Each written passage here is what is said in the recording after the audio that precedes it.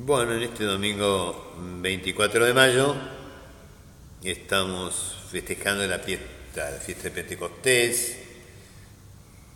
Las revelaciones de Jesús coinciden con las fiestas de los judíos, así lo pone de relieve San Juan. La muerte y la resurrección de Jesús fue en la Pascua de los judíos. Y los judíos celebraban que 50 días después habían llegado al Sinaí y Dios les había dado la ley, les había dado lo que nosotros llamamos los mandamientos. Es una fiesta importante.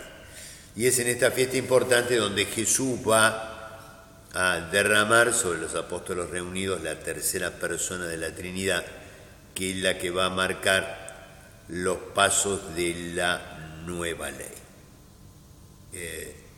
Es cuando la fuerza de Dios va a hacer aparecer la novedad de la Iglesia.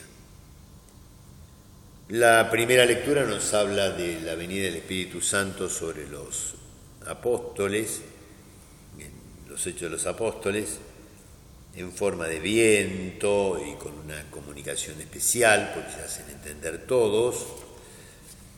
Hay una secuencia especial también en la misa y en el Evangelio de Juan. Se simboliza la venida del Espíritu Santo en el envío que Jesús hace de sus discípulos mientras sopla sobre ellos. El soplo en el Génesis era la manera que tenía Dios de dar vida. Estas son las lecturas, un poco el trasfondo de esta fiesta de Pentecostés.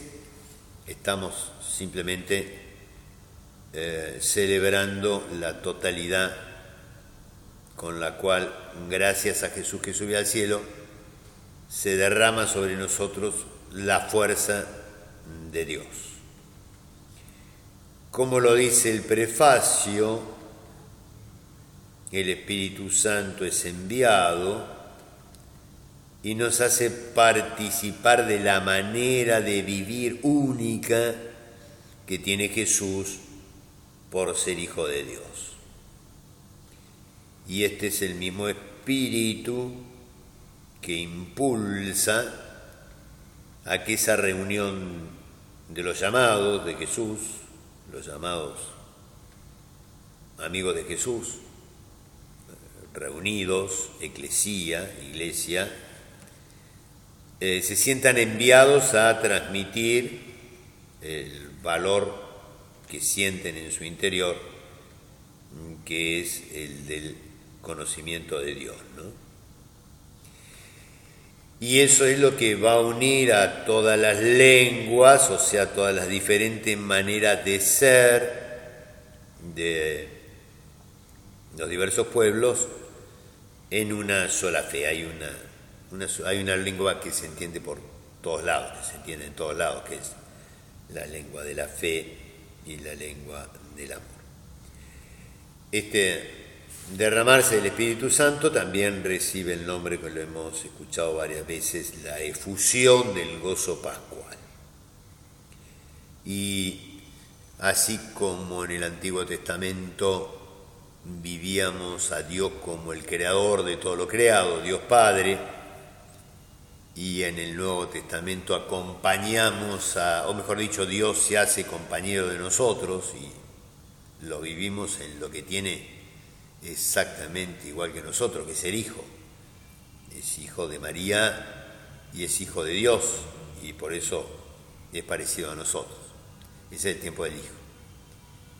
Y ahora, desde la ascensión de Jesús, que desaparece porque como Dios ya se muestra plenamente como es, ya no tiene que estar encerrado en un cuerpo, con la ascensión al cielo de Jesús que festejamos la semana pasada, queda abierto el camino para que la fuerza final de Dios, que es ese Espíritu Santo que nos impulsa y que nos lleva a vivir esa vida de Jesús, la tengamos en todos nosotros. Con esto terminamos entonces el tiempo pascual y vamos a seguir con el tiempo durante el año después de las celebraciones que van a venir en los domingos subsiguientes.